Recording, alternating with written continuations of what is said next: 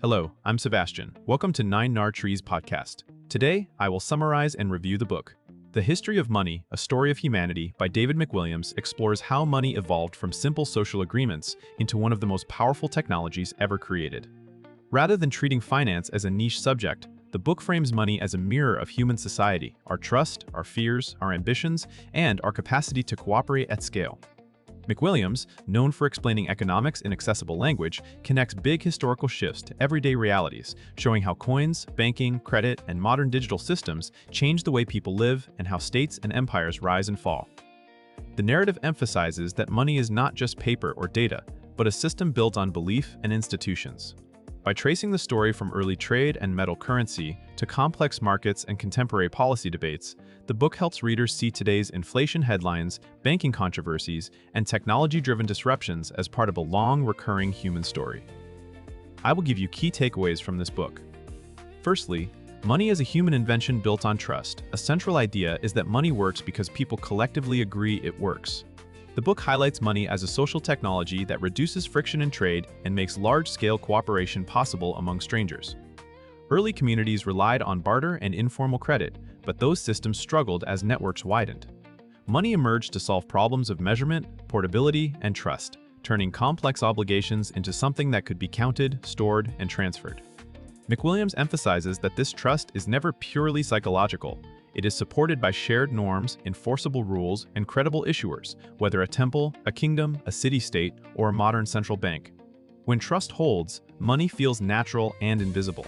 When it breaks, society notices immediately through runs, hoarding, hyperinflation, or collapse in lending.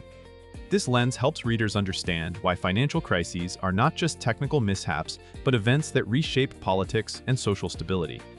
The topic also sets up an important takeaway. Because money is an invention, it can change.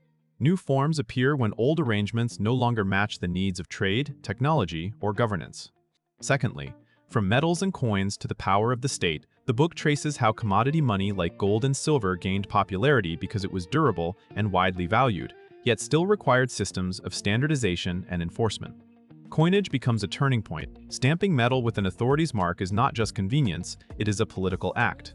It signals sovereignty, creates a common unit of account, and helps states tax, pay soldiers, and project power. McWilliams connects this to the growth of cities, empires, and long-distance trade, where reliable currency supports markets and logistics. But the topic also emphasizes that state involvement creates both stability and risk. Debasement, overissuance, and fiscal desperation can erode value, while credible governance can strengthen it. Readers get a framework for why currencies are tied to institutions and why geopolitical change often shows up first in money. Understanding this evolution clarifies modern debates about monetary independence, credibility, and the trade-offs governments face when managing debt, financing wars, or responding to shocks. It also explains why a currency is never merely a neutral medium. It is deeply connected to authority and public confidence.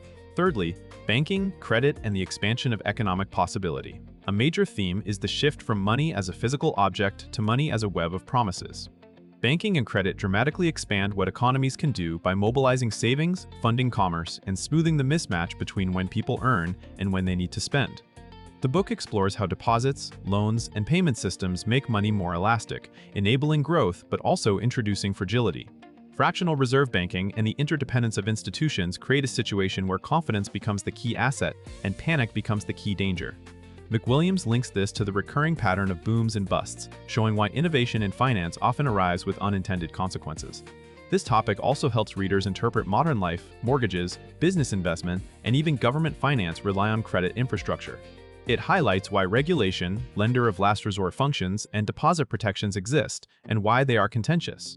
By treating credit as both opportunity and risk, the book encourages readers to view banks not as mysterious entities, but as central plumbing for economic activity, with incentives that must be managed to protect the wider public.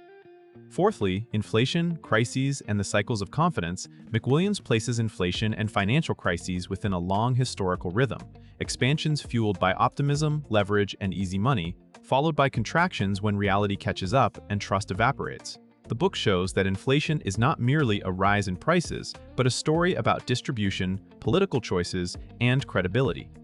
When money supply and demand are misaligned, or when governments face severe fiscal pressures, the value of money can weaken. The consequences are social as much as economic because inflation reshapes who wins and who loses. Savers, borrowers, wage earners, and asset holders experience it differently. Crises, meanwhile, reveal hidden linkages in the financial system and often prompt institutional reforms. This topic helps readers connect past episodes to contemporary headlines about cost of living, interest rate policy, bank stability, and government debt. The broader lesson is that stability is an achievement, not a default condition. Successful monetary systems require constraints, transparency, and institutions capable of acting decisively under stress. By showing the recurring nature of these events, the book builds a practical sense of perspective without minimizing the real human costs of monetary breakdown. Lastly, the future of money, digital systems, new players, and old questions. The final arc looks forward, using history to frame debates about digital payments, cryptocurrencies, and possible central bank digital currencies. The book suggests that while the tools are new, the underlying questions are familiar. Who issues money, who controls the ledger, what backs trust, and how power is distributed between the public and private sectors. Digital money promises speed and convenience, but it also raises concerns about privacy, surveillance, resilience, and inequality of access. Private innovations can challenge the state's traditional role, while states may use technology to modernize payment rails and strengthen oversight. McWilliams approaches this as an evolution rather than a clean break, emphasizing continuity with earlier transitions from coins to banknotes to electronic banking. Readers are encouraged to assess monetary change by focusing on incentives and institutions, not hype. The topic also highlights that monetary systems reflect societal priorities, efficiency versus autonomy, stability versus experimentation, innovation versus consumer protection. By grounding future-facing questions in a long history, the book equips readers to think more clearly about what they want money to do and what trade-offs they are willing to accept. In conclusion, this book suits curious general readers, students, and professionals who want a clear narrative that links historical events to the money questions that shape daily life.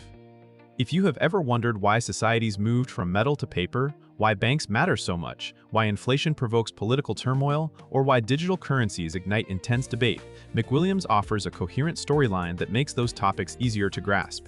The practical benefit is perspective. Understanding money as a system of trust, institutions, and incentives helps readers interpret news about interest rates, government debt, market volatility, and financial regulation with less confusion and more critical thinking.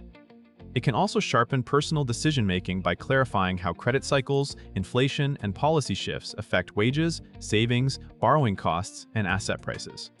Compared with many books that either drown readers in technical detail or treat money as a conspiracy or a purely mathematical phenomenon, this one aims for accessibility while keeping the big forces in view: politics, technology, and human behavior. That balance makes it worth buying as a single, readable map of how money shaped humanity and where it may go next. If you would like to support David McWilliams, you can buy the book through the Amazon link I've provided in the podcast description.